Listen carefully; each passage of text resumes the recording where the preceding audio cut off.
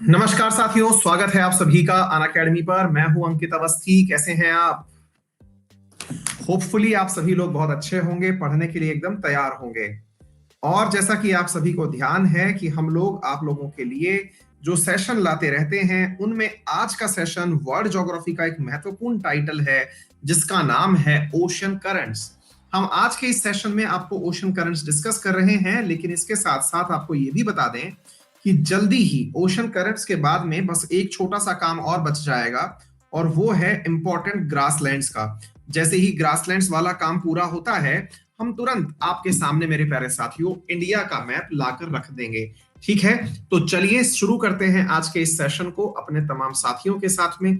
और सेशन की शुरुआत में जैसा कि आप सभी को ज्ञात है कि ओशन करंट्स बनती क्यों हैं, ये हमने लास्ट लेक्चर में भी ब्रीफ किया था, लेकिन फिर भी आपके सामने एक बार फिर से ब्रीफ किया जाएगा। लेकिन हमेशा की तरह कुछ जरूरी बातें जो हमें करनी होती हैं, वो आपको भी पता है। और वो क्या बातें हैं? हमको बताना होता है कि आपको अनअकैडमी पर अनअकैडमी के पेड कोर्सेस में क्या कुछ मिल सकता है।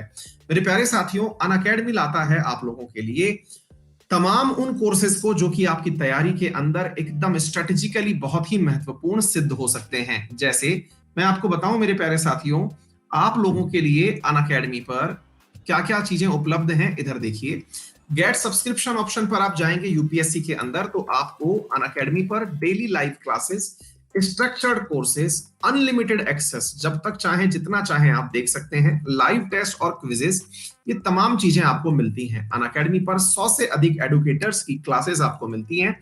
और यहां पर मेरे प्यारे साथियों, आपको मेरे द्वारा पढ़ाया जा रहा साइंस एंड टेक्नोलॉजी का कोर्स यूपीएससी सेक्शन में मिल रहा है, और एसएससी सेक्शन के अंदर वर्ल्ड ज्योग्राफी का कोर्स मिल रहा है। आप रेफरल कोड अगर यूज करते हैं किसी भी एक कोर्स में, चाहे आप यूपीएससी में या एसएससी में, अगर आप एसएससी में यूज करते हैं तो एसएससी की तमाम क्लासेस आपको उसी सेक्शन में मिल जाएंगी, और यूपीएससी में यूज करते हैं तो यूपीएससी की तमाम क्लासेस आपको वहीं पर मिल जाएंगी। बात करूं मैं यूपीएससी की, तो यूपीएससी में साथियों हमारे द्वारा जो कोर्सेज हैं वो दो प्रकार के हैं, प्लस और आइकॉनिक। प्लस कोर्स की फीस जो है वो आप लोगों के लिए 72,000 है एक साल की, जो कि 64 दो साल की, जो कि पड़ती है अंकित 10 रेफरल कोड लगाने पर 64,000 में। 49,000 फीस है एक साल की, जो आपको पड़ती है 44,000 में। अंकित 10 रेफरल कोड लगाने पर, अंकित 10 रेफरल कोड लगाने पर आपको 10% का डिस्काउंट प्राप्त होता है। मेरे प्यारे साथियों, आप लोगों के लिए अनअकैडमी पर 28 तारीख को एक टेस्ट है सुबह 11 बजे। इस टेस्ट में 60 क्वेश्चन 60 मिनट में पूछे जाएंगे। यहां पर जो परफॉर्मर रहेगा, टॉप 10 में जो व्यक्ति आएगा, उसे अनअकैडमी का एक महीने का फ्री सब्सक्रिप्शन प्लान मिल जाएगा।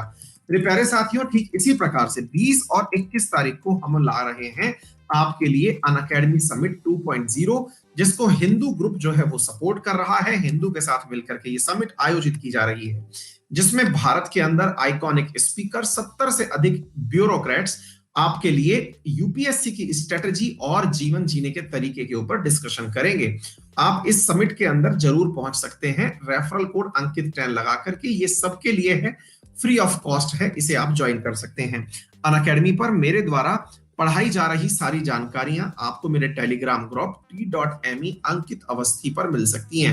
मेरे प्यारे साथियों, ये मेरा टेलीग्राम ग्रुप है, टेलीग्राम चैनल है, आप इसे ज्वाइन कर सकते हैं। चलिए साथियों, शुरू करते हैं आज के सेशन को। जैसा कि आप सभी को ज्ञात है कि हमने आपसे प्रॉमिस किया था कि हम आप लोगों को ओशन करंट्स पढ़ाएंगे। सरस्वती पूजा की आप सभी को बहुत सारी शुभकामनाएं। मैंने आप सबसे कहा था कि हम लोग आप लोगों को ओशन करंट्स आज सिखाने वाले हैं। चलिए शुरू करते हैं। हाँ जी साथियों, हाँ जी, सरस्वती पूजा के दिन क्या कुछ लोग छुट्टी वुट्टी भी रखते हैं क्या? मतलब क्लास में जो बच्चे हैं वो छुट्टी कराने के मूड में चले गए थे। कल भी बहुत सारे बच्चे जो थे वो, हमारी तरफ छुट्टियां नहीं होती हैं, हमारी तरफ तो आज मतलब स्कूलों में एडमिशन करवाए जाते हैं। अच्छा, पूजा होता है।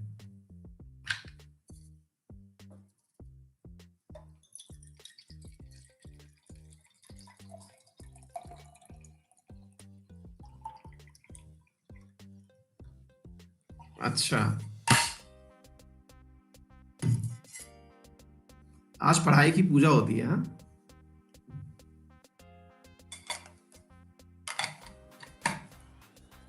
ओके। कुछ विद्यार्थी बोल रहे हैं कि वीडियो स्टक हो रहा है। स्टक क्यों हो रहा है ये तो नहीं पता है, एक बार हम लेकिन रिफ्रेश कर सकते हैं आपके लिए। रुकिए, अब सही है, चलो परफेक्ट है। हाँ जी साथियों, तो जैसा कि आप सभी को दिख रहा है कि हम आपके साथ में वर्ल्ड की प्रमुख ओशन स्टेट्स की चर्चा कर रहे हैं, वो सॉरी ओशन करंट्स की चर्चा कर रहे हैं, स्टेट्स की करनी है, ठीक है, हाँ करेंगे। सभी को प्रणाम, आगे बढ़ते हैं। अब सवाल बनता है मेरे प्यारे साथियों कि ओशन करंट्स चलती क्यों हैं?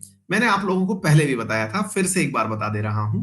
ओशन करंट्स पृथ्वी के अपने अक्ष पर घूमने के कारण बनती है। मैंने तरीका भी सिखाया था कि किस तरह से ओशन करंट्स को आप पढ़ सकते हैं कि ये कैसे बनती होंगी। सभी को मैंने कहा साथियों, आप सभी को आज के दिन की बहुत सारी शुभकामनाएं, और मां सरस्वती आपके ऊपर विद्या की बरसात करे। डन। चलिए इधर सुनिए मेरे प्यारे साथियों, मैंने एक उदाहरण दिया था आपको समझाने में, शायद वो लाभप्रद रहा हो। कि सोचें कि आप किसी बस में बैठ करके यात्रा कर रहे हैं और बस जैसे ही चली आपको पीछे की तरफ झटके लगे। मैंने कुछ ऐसे करके आपको सिखाया था, अगर आपको याद हो। आपको मैंने बताया था कि जब भी कोई व्हीकल आगे की तरफ बढ़ता है तो जो यात्रियों को लगने वाले झटके हैं वो जड़त्व के नियम के अनुसार पीछे की तरफ लगते हैं। और यही हुआ हमारे साथ में। हमारी अर्थ जो है वो वेस्ट से ईस्ट की तरफ घूम रही है, वेस्ट से ईस्ट की तरफ घूम रही है।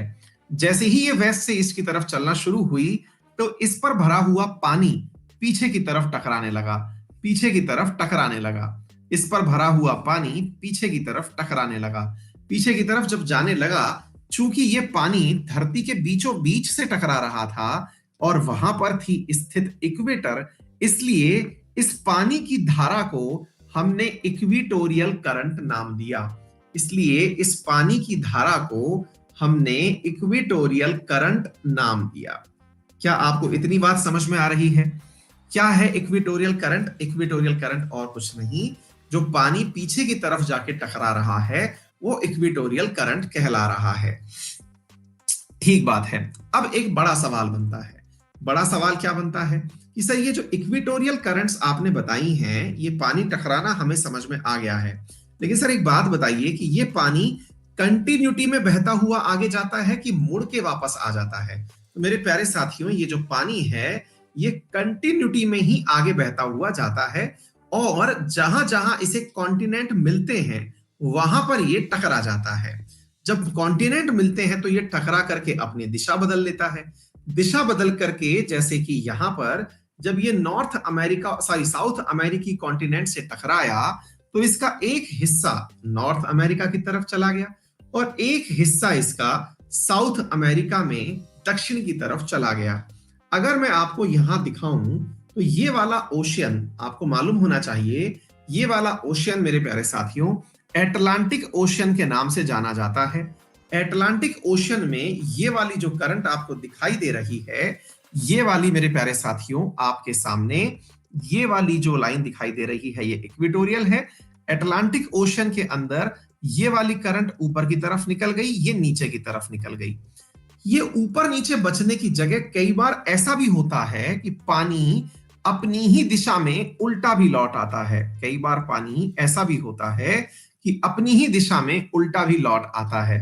जो इक्वेटर पर पानी अपनी ही दिशा में उल्टा लौट आए, देखिए फिर से समझिए, मान लीजिएगा कि आपके सामने एक दीवार बनी हुई है, ऐसे समझने का प्रयास कीजिए। ये दीवार है, दीवार पर यहां पर से पानी आपने फेंका, आपने पानी यहां से फेंका। आप इसका प्रयोग सिंपल से अपने घर पे भी कर सकते हैं। कैसे? कि आप अपने घर पर किसी दीवार पर तेज पानी फेंक के देखें। जब आप दीवार पर पानी फेंकेंगे तो वो पानी ऐसे बिखरेगा, वो ऐसे बिखरेगा, लेकिन कुछ बूंदें आपके चेहरे पर भी आकर पड़ेंगी। दीवार पर जब आप पानी मारोगे तो हो सकता है कि कुछ बूंदें आप पर भी आकर के।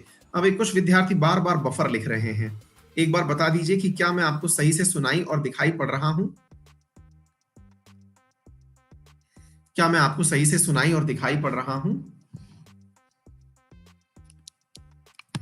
90% लोगों को है, इसका मतलब इशू तो है। दैट मीन्स इशू तो है। एक मिनट, अगर आप 1 मिनट का बफर आएगा, फिर मैं नेट चेंज कर रहा हूं, उसका बफर आएगा, होल्ड करना।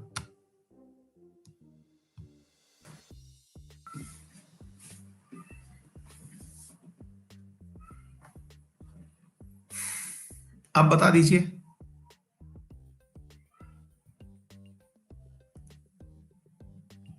अब सही से।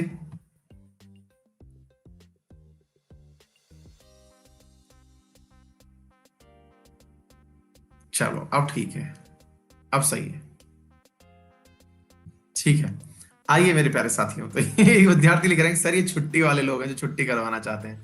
नहीं नहीं, छुट्टी नहीं करवाना चाहते, परेशानियां हो रही होंगी, जेन्युइन बच्चे भी हैं हमारी क्लास में। तो भैया ये जो पानी की कुछ बूंदें टकरा कर आपके सामने आई, देखिए दो तीन बातें सिर्फ स्पष्ट रूप से समझिए।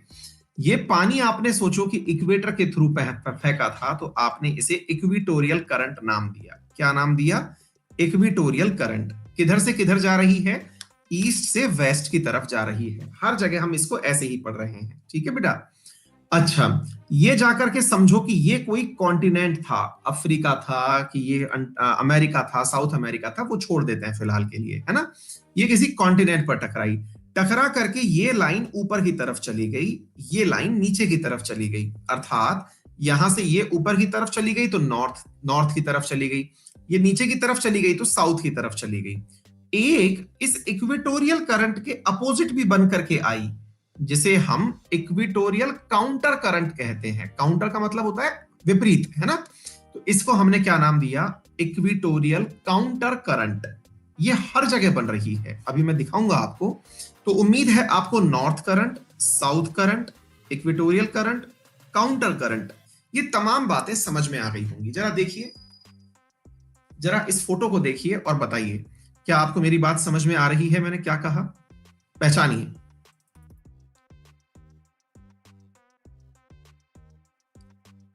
क्या था इधर? इधर देखिए आप, ये इक्विटोरियल काउंटर करंट है, शायद आपको नजर आ जाए। ये रहा काउंटर करंट, ये नॉर्थ इक्विटोरियल और ये साउथ इक्विटोरियल। ठीक बेटा, यहां तक समझ में आ गया सभी को? लौटती हुई करंट काउंटर करंट। ऐसे ही इधर देखो बेटा, नॉर्थ इक्विटोरियल, साउथ इक्विटोरियल, और लौटकर जो आ रही है उसका नाम इक्विटोरियल काउंटर करंट। ठीक है बेटा, यहां तक समझ में आ गया। इधर देखते हैं। सर प्रॉब्लम हो रही है, आवाज नहीं आ रही है, बफरिंग हो रही है।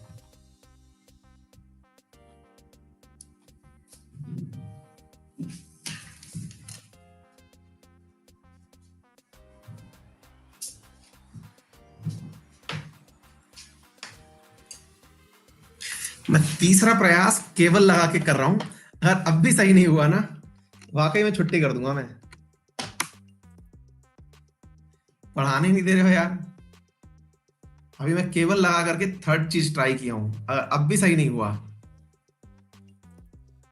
ठीक है ना। हाँ, अब केबल भी चालू कर दिए मैंने, ठीक है। अब चल लो इधर। तो भैया इधर की तरफ मैंने आपसे क्या कहा कि जो इसके अपोजिट साइड में चली आ रही है वो हो गई काउंटर करंट। डन है बेटा। ऐसे ही इधर देखिए, अब काउंटर जरा नोटिस कर लीजिए क्या है। ये देखिए ऊपर की तरफ हो गई north equatorial, south equatorial, again counter. हर जगह काउंटर करंट पहचानिए आप बेटा एक बार। North equatorial, south equatorial, counter. Clear है? यहां तक हम सभी को सारी बातें समझ में आ जानी चाहिए कि हमने करंट्स को इक्वेटोरियल, साउथ इक्वेटोरियल और काउंटर में बांट लिया है। यहां तक कोई दिक्कत नहीं है। चलिए अब चलते हैं आगे। यहां से आगे अब हमने कहा कि भाई इन करंट्स के नाम क्या हैं, एक बार उन्हें याद किया जाए। चलते हैं, याद करते हैं। देखो बेटा, सबसे पहले मैं अटलांटिक ओशन में ही आपको लेके चलता हूं। देखिए, पानी आया, पानी आकर के इससे टकराया। जब टकराया तो यहां पर एक देश था बेटा जिसका नाम था ब्राजील। क्या नाम था? ब्राजील। तो ब्राजील के पैरेलली पानी जो है वो नीचे की तरफ जाने लगा। तो बेटा इस नाम को हमने दिया ब्राजील करंट नाम। क्या नाम दिया? ब्राजील करंट नाम दिया।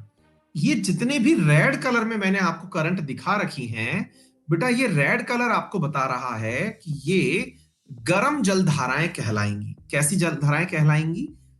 गर्म जलधाराएं कहलाएंगी। ठीक है बेटा।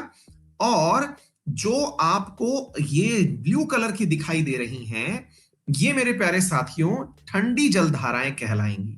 क्या कहलाएंगी? ठंडी जलधाराएं कहलाएंगी। ठीक है ना?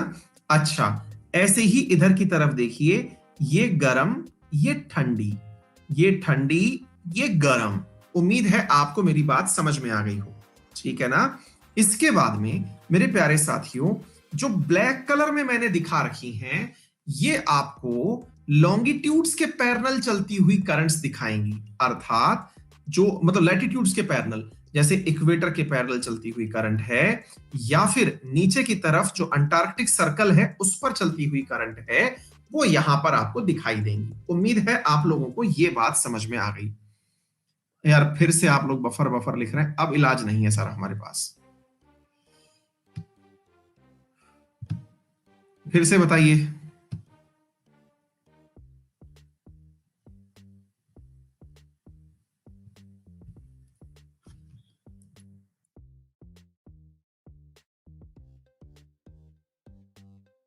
भाई मैं एक चीज आपके लिए और कर सकता हूँ, नेट चेक स्पीड कर सकता हूँ, मैं करके देखता हूँ, देखो।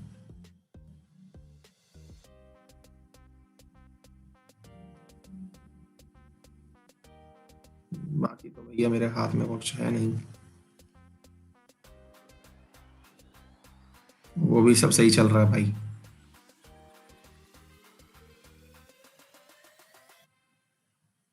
हम्म 89% बच्चे लिख रहे हो, लेकिन भाई ये इशू मेरे तरफ से नहीं है।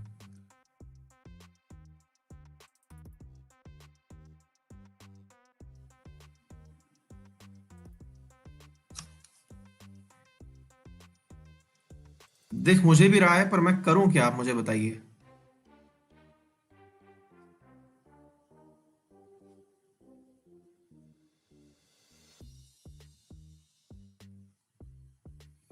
अब या तो ऐसे ही चलने दूं, अटक तो रहा है, थोड़ा थोड़ा सा है।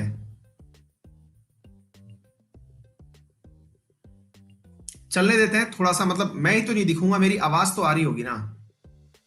मुझे मत देखो, ज्यादा से ज्यादा ये हो सकता है अटक रहा है, ये मुझे भी नोटिस हो रहा है अब, लेकिन बहुत माइनर है वो, है ना? हाँ। अब सुनिए साथियों, अब क्या है, ये ब्राजील, ब्राजील देश के ऊपर नाम दिया हमने, है ना? चलिए अब दूसरी तरफ चलते हैं। अगर आपने नोटिस किया, ये देखो बच्चा, यहां पर ये एक करंट का नाम दिखाई दे रहा है, इसका नाम है बेंगुएला करंट। अब आप पूछेंगे सर बेंगुएला करंट नाम क्यों दिया गया है? क्योंकि मेरे प्यारे साथियों, यहां पर एक देश है, उसका नाम है अंगोला। उसका नाम क्या है? अंगोला। ठीक है ना? मैं आपको एक बार के लिए मैप में वो अंगोला भी दिखा देता हूं, एक मिनट रुकना बेटा, है ना?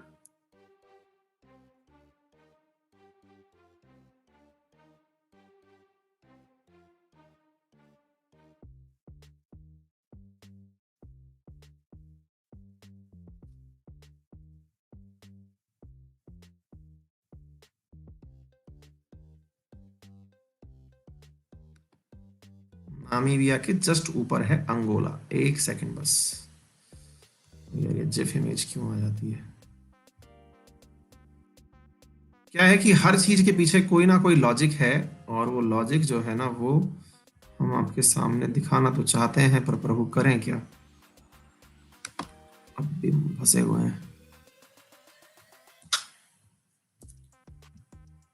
आपके लिए जो भी मैं ओपन कर रहा हूँ वो आ जा रहा है उसमें, जिफ इमेज में।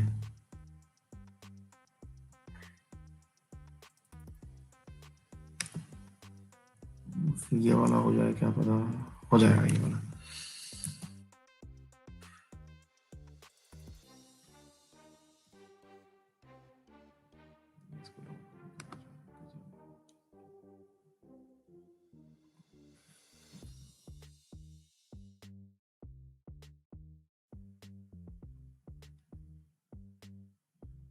रुक जाओ भाई, आज लग तो यही रहा है कि कईयों की मनोकामनाएं पूरी होंगी कि सर हमारी छुट्टी कर दो, लेकिन काम हम तो अड़ के करेंगे भाई। इधर देखो, अब ये थोड़ा सा ब्लर सा इमेज आया है, इधर देखिए, ये है अंगोला। ठीक है ना? अब अंगोला के पास में यहां पर एक जगह है साथियों, जिसका नाम है बेंगुएला। अंगोला के किनारे पर एक जगह है जिसका नाम क्या है? बेंगुएला। उस बेंगुएला के कारण यहां पर जो करंट आ रही है उसका नाम है बेंगुएला। क्या आपको मेरी बात समझ में आ रही है? फिर से समझिए। अंगोला, अंगोला के तटवर्ती एक जिला, जैसे अपने इंडिया में जैसे तट पर मुंबई है, तो ऐसे ही इंडिया इसे अंगोला के तट पर बेंगुएला नामक एक जगह है, जिसका नाम क्या हो गया, जिसके नाम के ऊपर क्या करंट का नाम दे दिया गया, बेंजुएला करंट नाम दे दिया गया। ठीक है बेटा, चलिए इसके बाद में दूसरी बात बताता हूं मैं आपको। तो आपने कैसे कैसे याद किया चीजों को, फिर से देखते हैं। इधर हुआ Brazil current, Brazil current Brazil के नाम पर हो गया। ये सारा कौन सा महासागर है ऊपर से नीचे तक, ये पूरा आपको कॉमन सेंस से पता चल जाना चाहिए ना।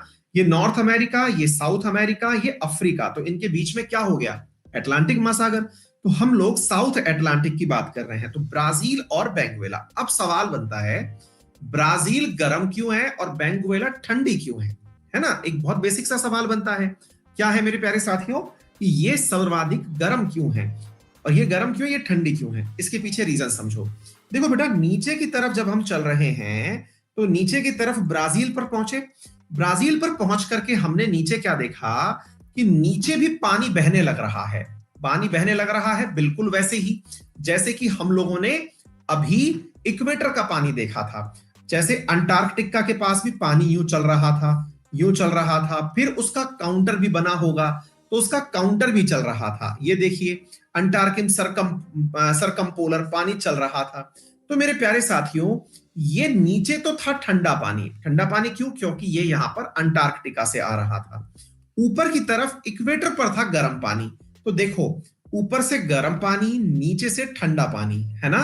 तो ये इक्वेटर का गर्म पानी आया, तो ब्राजील की करंट कौन सी करंट कहलाई, वार्म करंट कहलाई। और जब नीचे का ठंडा पानी उससे मिला, तो मेरे प्यारे साथियों, यहां से ये जो पानी था, ये क्या कहलाया, ठंडा पानी, यानी ठंडी करंट, तो बेंगुएला। इसी बेंगुएलन करंट के कारण मेरे प्यारे साथियों, यहां पर एक डेजर्ट पाया जाता है, जिसका नाम क्या है, नामीब डेजर्ट। क्या नाम है उसका, नामीब डेजर्ट। क्लियर है? उम्मीद है आप सभी साथियों को अब ये बात अच्छे से क्लियर हो गई होगी। अब थोड़ा ऊपर की तरफ चलते हैं। यहां पर आइए अब आप नॉर्थ अमेरिका की तरफ। नॉर्थ अमेरिका की तरफ मेरे प्यारे साथियों, यहां पर देखें अब आप, ये वाला जो पानी ऊपर की तरफ चला गया था, क्योंकि इक्वेटर से टकरा करके इधर गया था, इक्वेटर से टकरा करके इधर गया, और यहां पर ये जगह थी आपकी साउथ अमेरिका। साउथ अमेरिका से गर्म पानी बोले तो बेटा, इक्वेटर पर सूरज सबसे ज्यादा देर तक रहता है ना। जो ठंडे क्षेत्र से आ रहा है वो ठंडा पानी, जो गर्म क्षेत्र से आ रहा है वो गर्म पानी। क्लियर? आगे बढ़ रहे हैं, आगे चलते हैं। अब क्या हुआ कि ये जो इक्वेटोरियल करंट है, अब ये नॉर्थ की तरफ जो इसका हिस्सा बटा, वो नॉर्थ की तरफ जाते जाते, अब देखिए इधर की तरफ, आपको मालूम होगा इस पर्टिकुलर क्षेत्र का कुछ नाम है। बोलिए क्या नाम है?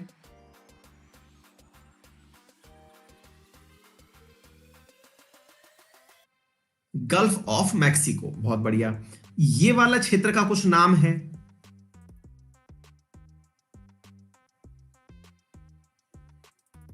ये है कैरेबियन सी, है ना? अच्छा, तो गल्फ ऑफ मैक्सिको के कारण वहां से निकल रहा है, तो गल्फ के कारण से इसका नाम हो गया गल्फ स्ट्रीम, क्योंकि ये उसके पास से निकल रहा है। मतलब यहां बैठे लोगों को ऐसा लग रहा है कि ये लोग, ये जो पानी है, ये गल्फ से निकल करके ऊपर की तरफ आ रहा है, इसलिए इसका नाम गल्फ स्ट्रीम दे दिया। कंफ्यूज तो नहीं होंगे ना? ठीक है। अगर आप दूसरी तरीके से देखें, तो भाई देखने पर ऐसा लगता है कि ये पानी 3 जगह से जमीन से घिरा हुआ है। तो मैंने आप लोगों को क्या कहा हुआ है, बे, बाइट और गल्फ, ये तीनों एक जैसे ही हैं। क्या आपको मेरी बात समझ में आ रही है? तो ऐसी स्थिति में मेरे प्यारे साथ, सागर तुम फिर से आ गए, फिर से आ गए ना? इतने दिन तक तुम अंदर ध्यान हो गए थे, फिर से आ गए तुम्हें। अब इधर देखो, हाँ जी, तो ये गल्फ स्ट्रीम आ गई, और गल्फ स्ट्रीम के बाद में अब यहां पर ध्यान से देखें, ये गल्फ स्ट्रीम जब आई, तो आकर के, चूंकि ये इस तरह से घुस करके आई है, तो यहां से टकरा करके ये ऊपर की तरफ निकल गई। अच्छा, ऊपर की तरफ निकल गई। ऊपर की तरफ जब जा ही रही थी, तो यहां पर एक देश था जिसका नाम था नॉर्वे, तो नॉर्वे के पास से निकली, तो इसका नाम हो गया नॉर्वेजियन करंट। क्या नाम हो गया बेटा इसका?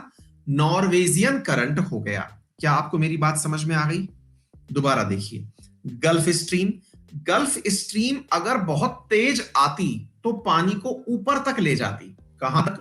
नॉर्वेजियन सी तक ले जाती। आपको मालूम है मेरे प्यारे साथियों, कई बार प्रश्न ये पूछा जाता है कि क्या कारण है कि नॉर्वे के आसपास ये वाले जो तट हैं इन पर जो समुद्र के संचालन है वो जारी रहता है। समुद्र का संचालन जो है वो जारी रहता है, यानी कि यहां से जो पानी क्या कहते हैं ना उसको, होने को तो ये वो आर्कटिक क्षेत्र है, और आर्कटिक क्षेत्र के अंदर जो समुद्र है उसकी बर्फ जो है वो जमती नहीं है। समुद्र की बर्फ जमती नहीं है। और इस तरफ सामने देखोगे तो ग्रीनलैंड जहां पर स्थित है, यहां पर इसके बिल्कुल सेम कोऑर्डिनेट्स पर यहां से कोई भी पानी का जहाज क्रॉस नहीं हो पाता, क्योंकि ये बर्फ में खड़े हुए हैं। तो नॉर्वे को जो फायदा मिला हुआ है, नॉर्वे का जो ट्रेड आसान हुआ है, वो नॉर्थ सी और उसके साथ साथ मेरे प्यारे साथियों, ये जो पूरा की पूरा आपको मालूम है, ये वाला जो क्षेत्र है, मालूम होना चाहिए, याद होगा आपको, नॉर्थ सी वाला क्षेत्र है, यहां डेनमार्क स्थित है। तो ये नॉर्थ सी, बाल्टिक सागर, तो ये पूरा की पूरा वो क्षेत्र है जो कि ट्रेड कर पाता है इस नॉर्वेजियन करंट के कारण। इस नॉर्वेजियन करंट के कारण यहां के पानी के जहाज चल पाते हैं। ठीक बात है, अच्छी बात है। अब ये पानी जो है नॉर्वेजियन का, ये थोड़ा और ऊपर घूमा तो भैया जमीन ही खत्म हो गई, तो भैया लौट करके वापस चले तो मेरे प्यारे साथियों, इन्हें चलते समय, अच्छा कई बार ये पानी जो है ना ये इस तरफ भी मुड़ जाता है, और ऐसा कहते हैं कि व्हाइट सी, रशिया को कई बार इस व्हाइट सी से पानी के जहाज निकालने में यही नॉर्वेजियन करंट जो है जो मदद करती है। ठीक है ना, बिल्कुल, ये बेरेंट सी वाला क्षेत्र है, व्हाइट सी वाला क्षेत्र है, तो ये मदद करती है। क्लियर है, अच्छी बात है। अब क्या होता है साथियों, ये पानी लौटना शुरू हुआ आर्कटिक क्षेत्र से। आर्कटिक से लौटना शुरू हुआ तो डेनमार्क का एक बहुत बड़ा आइलैंड है जिसका नाम क्या है? ग्रीनलैंड। इस ग्रीनलैंड के बगल से पानी लौटना शुरू हुआ। चूंकि अब कहां से आ रहा है? ये ऊपर से आ रहा है। ऊपर का मतलब क्या कहते हैं इसको अपन, नॉर्थ पोल की तरफ से आ रहा है, तो ठंडा पानी है। ठंडा पानी आ रहा है, ग्रीनलैंड की बगल से निकल रहा है, इसलिए इसे क्या नाम दे दिया? ग्रीनलैंड करंट नाम दे दिया। ये ठंडा है। ठीक बात है। अब इधर की तरफ चलिए, नीचे की तरफ चल रहे हैं। नीचे की तरफ जब चल रहे हैं तो ये ऊपर से नीचे की तरफ पानी आ रहा है। यहां पर मेरे प्यारे साथियों एक क्षेत्र है, उसका नाम ही लेब्राडोर है। ये पानी उस जगह ठंडा ही पानी है जो लौटता आ रहा है। इस कैनेडियन सी से भी पानी लौट करके आ रहा है, और इस ठंडे पानी का नाम लेब्राडोर करंट कहलाया। तो इधर देखिए, गल्फ स्ट्रीम गई थी, नॉर्वेजियन करंट तक गई थी, ऊपर से ग्रीनलैंड करंट बन के लौटी, लेब्राडोर करंट बन करके लौटी, और यहां पर मेरे प्यारे साथियों ये दोनों ठंडी और गर्म जलधाराएं मिल गई। ठंडी और गर्म जलधाराएं, मैंने कलर पहले ही बता रखा है। ग्रीन कलर जो है वो किसका है? ठंडे का है। रेड कलर जो है वो गर्म का है। क्लियर है? तो मेरे प्यारे साथियों, ठंडी और गर्म जलधाराएं प्रॉपर तरीके से यहां पर मिल गई, और यही कारण है कि यहां पर जबरदस्त मछली उत्पादन होता है। मेरे प्यारे साथियों, यदि आप लोगों ने अमेरिका का नक्शा देख रखा हो तो ये ग्रेट लेक्स हैं, और ग्रेट लेक्स के इसी तट पर स्थित है न्यूयॉर्क सिटी, और वो मेरे प्यारे साथियों ये पूरा की पूरा जो क्षेत्र है ये मछली उत्पादन के लिए बहुत ज्यादा फेमस है। ठीक है ना? हाँ जी, तो यहाँ पे फिश का उत्पादन जबरदस्त तरीके से होता है, क्योंकि गर्म और ठंडा पानी जहां मिलता है वहां मछली उत्पादन बहुत अच्छे से होता है। ठीक बात है। अब इसके अलावा कई बार ऐसा होता है कि ये जो पानी था जो गल्फ स्ट्रीम से चल के आ रहा था, ये ऊपर की तरफ नहीं गया, तो क्या किया? ये अटलांटिक ओशन से, क्योंकि कई बार ऐसा भी होता है ना कि बहुत तेज पानी आया ही नहीं तो ऊपर जाएगा कैसे? कई बार ये यहीं से कल्टी मार जाता है, यहीं से लौट जाता है, यहीं से लौट गया, मतलब तेज अगर पानी फिका तो ऊपर तक चला गया, अगर तेज नहीं फिका तो यहीं से लौट गया। तो यहां से जब लौटने लगा तो इसका नाम नॉर्थ एटलांटिक ड्रिफ्ट हो गया।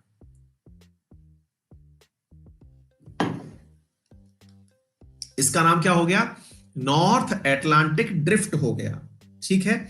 नॉर्थ एटलांटिक ड्रिफ्ट का मतलब होता है बहुत स्लो गति से जाता हुआ पानी। ठीक है? तो ये बहुत स्लो गति से जाता हुआ पानी था जो यहां से निकला, निकल करके मेरे प्यारे साथियों यहां पर आकर के गुजरा और इसका नाम हुआ कैनेरी करंट।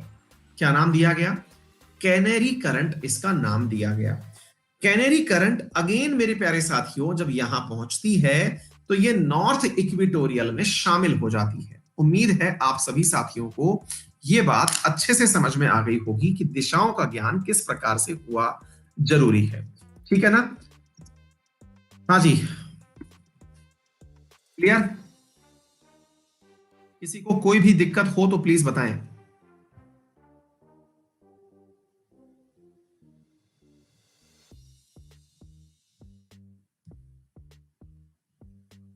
हाँ भाई, नहीं, एक दिक्कत हो सकनी चाहिए थी लेकिन आपको हुई नहीं, वो बात अलग है। कैनेरी को कैनेरी नाम क्यों दिया गया? हालांकि जैसे ब्राजील को ब्राजील नाम दिया गया, बेंगुएला को बेंगुएला नाम दिया गया, गल्फ को गल्फ के आधार पर दिया गया, ग्रीनलैंड को ग्रीनलैंड को, सबको जगह के आधार पर। मेरे प्यारे साथियों असल में ये वाला जो अफ्रीका है ना, इसके सामने यहां पर आइलैंड्स हैं, सामने आइलैंड्स हैं, उनका नाम मेरे प्यारे साथियों कैनेरी आइलैंड है। उनका नाम क्या है? Canary island. ठीक है ना? तो कैनेरी आइलैंड के कारण इसका नाम कैनेरी करंट हो गया। आसान था? चलिए आगे बढ़ते हैं। अब एक बार पैसिफिक ओशन के बारे में भी देख लेते हैं, रिवीजन करेंगे अंत में, लेकिन एक बार के लिए ध्यान से सुने। सर आप तो सुनाई दे रहे हैं, आपका कर्सर मूव ही नहीं कर रहा, गल्फ स्ट्रीम में ही अटका हुआ है। भाई साहब मैं एक बार भाई रिफ्रेश कर दे रहा हूं।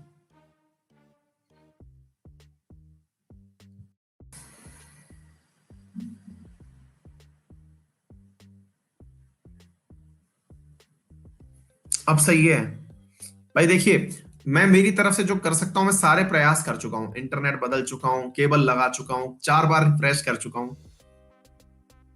ठीक है भाई, चलिए आगे सुनिए मेरे प्यारे साथियों। यहां से नेक्स्ट देखिए, अब यहां से मेरे प्यारे साथियों ये वाली जो करंट, बेटा वो मैसेज क्या पता इसलिए कर पा रहा हूं क्योंकि मैसेज वाला ऑप्शन चालू हो। हाँ जी, इधर देखें आप, इधर क्या है, ये वाला जो पूरा की पूरा क्षेत्र था जो पैसिफिक ओशन के सामने था, यहां पर भी पैसिफिक ओशन में north equatorial current, south equatorial current, counter current बिल्कुल वैसे ही आ रही थी। आपको ये तथ्य इसलिए ज्यादा याद रखना चाहिए क्योंकि ये जो पैसिफिक ओशन में आने वाली करंट्स हैं, इन्हीं के कारण मेरे प्यारे साथियों दो प्रमुख कंटेंट में चीजें आती हैं। एक का नाम अल नीनो, एक का नाम ला नीनो। जो अल नीनो और ला नीनो हैं मेरे प्यारे साथियों, वो असल में इसी का प्रमाण है। अल नीनो और ला नीनो जो प्रयास है वो मतलब क्यों आते हैं, वो इसी करंट का प्रमाण है। क्या है अभी सुन लीजिएगा, मैं आपको बताता हूं, इसी में आ जाएगा, इसलिए इन करंट्स को बहुत सीरियसली लीजिएगा। फिर क्या हुआ, तो ये जो नॉर्थ इक्वेटोरियल करंट है साथियों, ये अगर ऊपर की तरफ चली जाती है, ऊपर की तरफ बोले तो चाइना के ऊपर की तरफ चली जाती है, ठीक है, तो इसका नाम होता है कुरोशियो करंट। क्या नाम है इसका? कुरोशियो। आपको मालूम होना चाहिए, ये रहा चाइना, इसके सामने ये वाला क्षेत्र है जापान, ये है पूरा की पूरा क्षेत्र फिलीपींस, गर्म हवाएं ऊपर की, गर्म पानी ऊपर की तरफ जा रहा है, तो इसका नाम कुरोशियो करंट हो गया। ये कुरोशियो करंट जो है मेरे प्यारे साथियों, अगेन वैसे ही जैसे यहां पर अटलांटिक ड्रिफ्ट बना था, वैसे ही मेरे प्यारे साथियों यहां पर नॉर्थ पैसिफिक करंट बना सकता है। ये कुरोशियो जो है, ये अगर ऊपर की तरफ निकल गया और यहां से रशिया के बगल में से लौटकर नीचे आया, तो मेरे प्यारे साथियों इसे ओयोशियो करंट कहा गया। क्या कहा गया? ओयोशियो करंट कहा गया। तो कुरोशियो और ओयोशियो, इन दोनों करंट के मिलने से जापान के इस क्षेत्र में यहां पर सामने मेरे प्यारे साथियों जबरदस्त मछली उत्पादन होता है। अगेन बात निकल के आती है, कुरोशियो और किसके कारण से? ओयोशियो के मिलने के कारण क्या होता है? जबरदस्त मछली उत्पादन हो पाता है। ठीक है ना? डन? अब आगे बढ़ते हैं। ये ठंडी और गर्म जलधाराएं हैं जिन्हें आपको समझ लेने की आवश्यकता है। इसके बाद में मेरे प्यारे साथियों मैं आपको यहां से आगे लेके चलता हूं। इसके अलावा और कौन सी बातें हैं जो आपको पता होनी चाहिए? ये सारे के सारे आइलैंड्स हैं साथियों यहाँ पर, है ना? तो इन जलधाराओं को आप याद कर लीजिए। इसके बाद में मैं आपको अब आगे लेके चलता हूँ, नीचे की तरफ चलिए। इधर देखिए। आज क्या यार, पढ़ने का रिदम ही नहीं आने दिया आप लोगों ने। इतना ज़्यादा कमेंट कर करके ना कि ये चीज़ नहीं आ रही है, वो नहीं आ रहा है, वो नहीं आ रहा है। मैं आधे समय तो ये कमेंट पढ़ रहा होता हूँ कि हाँ भाई, कोई मतलब सब कुछ सही तो चल रहा है। डल हो गया है मामला एकदम। हाँ जी, इसके अलावा सुन लीजिएगा। ये एक विद्यार्थी ने कहा कि हाँ सर, आपने सही कहा कि यहाँ पर मछली का उत्पादन होता है, पर एक चीज और जान लीजिएगा। इस तरह का जो माहौल होता है यहाँ पर, जल के अंदर पाए जाने वाले फाइटोप्लैंक्टन्स और जूप्लैंक्टन्स जो होते हैं, उनका निर्माण भी जबरदस्त तरीके से होता है, जिसको खाने के लिए मछलियां जो हैं वो यहाँ पर आती हैं। ऐसे ही मेरे प्यारे साथियों, ये करंट जो है, ये ऑस्ट्रेलिया की तरफ जब मुड़ती है, जो इक्वेटर से ऑस्ट्रेलिया की तरफ मुड़ी है, तो ये ऑस्ट्रेलियन करंट कहलाती है। ऑस्ट्रेलिया के जस्ट सामने इधर की तरफ साउथ अमेरिका है, जो आपको यहां से नजर आ रहा है। इधर देखिए, आपने यहां पर ऑस्ट्रेलिया के ईस्ट में करंट भेजी। ये साउथ इक्वेटोरियल करंट थी जो ऑस्ट्रेलिया के ईस्ट में गई, तो इसको आपने क्या नाम दिया? East Australian current. ये ईस्ट ऑस्ट्रेलियन करंट घूम करके नीचे से साउथ पैसिफिक से होते हुए ऊपर चल करके आई, तो यहां पर दो देश थे, पेरू एंड चिली, उनके बगल में से निकली, तो ये करंट पेरुवियन करंट कहलाई। मेरे प्यारे साथियों, इसी पेरुवियन कोल्ड करंट के कारण यहां पर, अगर आपको मालूम हो तो, हमने आटाकामा और पैटागोनिया दो मरुस्थल पढ़े थे, तो आटाकामा मरुस्थल इसी का प्रमाण निकल के आता है। ये कोल्ड करंट है। अगर मेरे प्यारे साथियों, इसके अंदर मतलब अगर ये जो करंट है ये अपना तापमान परिवर्तित कर ले, यानी कि कोल्ड करंट जो है, यदि ये कोल्ड करंट जो सामान्यतया ठंडी है, वो अगर परिवर्तित होकर के गर्म हो जाए, तो इसी परिस्थिति को हम अल नीनो कहते हैं। क्या कहते हैं? अल नीनो कहते हैं। अगर यही करंट और ज्यादा ठंडी हो जाए तो ला नीनो कहलाती है। ठीक है। जैस बिश्नोई पूछ रहे हैं कि कोल्ड करंट से डेजर्ट कैसे बनता है, क्योंकि मेरे प्यारे साथियों, कोल्ड करंट का डेसिकेटिंग इफेक्ट होता है। ठीक है ना? हाँ जी, फिर से सुनिएगा, मैं आपको क्या बोल रहा हूं। आपके मन में एक सवाल बना। सवाल सबसे बड़ा ये था कि सर, अल नीनो और ला नीनो का निर्माण कैसे हुआ? अल नीनो और ला नीनो का निर्माण यूं हुआ कि ये पानी जो है, ये ऑस्ट्रेलिया के बगल में से निकला, ऑस्ट्रेलियन करंट गई और इधर से पेरुवियन करंट बन के ऊपर आ गई। ऑस्ट्रेलियन करंट गई, इधर से पेरुवियन करंट बन के ऊपर आ गई। ये तो सबको समझ में आ गया। लेकिन होता क्या है कि यहां पर आप लोगों को दिखाई दे रहे वो हैं, आइलैंड हैं। उन आइलैंड से बहुत बार ये इक्वेटोरियल करंट का पानी टकरा करके वापस लौटता है। जब ये वापस लौटता है तो इक्वेटर पर होने के कारण ये गर्म होता है। तो ये गर्म पानी जब वापस लौटता है, तो इस पानी को ये जो ठंडा पानी था, देखिए इसको आप उधर की तरफ देखिए, दूसरी तरफ देखिए, इधर दोनों को यूं समझिए, मैं इस वाली साइड को ए लिख रहा हूं, इस वाली साइड को बी लिख रहा हूं। ये दोनों असल में एक ही जगह की बात हो रही है। समझ में आ रही है? तो ये वाला जो पानी था जो इक्वेटोरियल पर जा रहा था, ये जो काउंटर करंट बन के लौटा, तो काउंटर करंट कई बार इस पेरुवियन करंट को प्रभावित कर देती है। पेरुवियन के ठंडे पानी को आने ही ऊपर नहीं देती।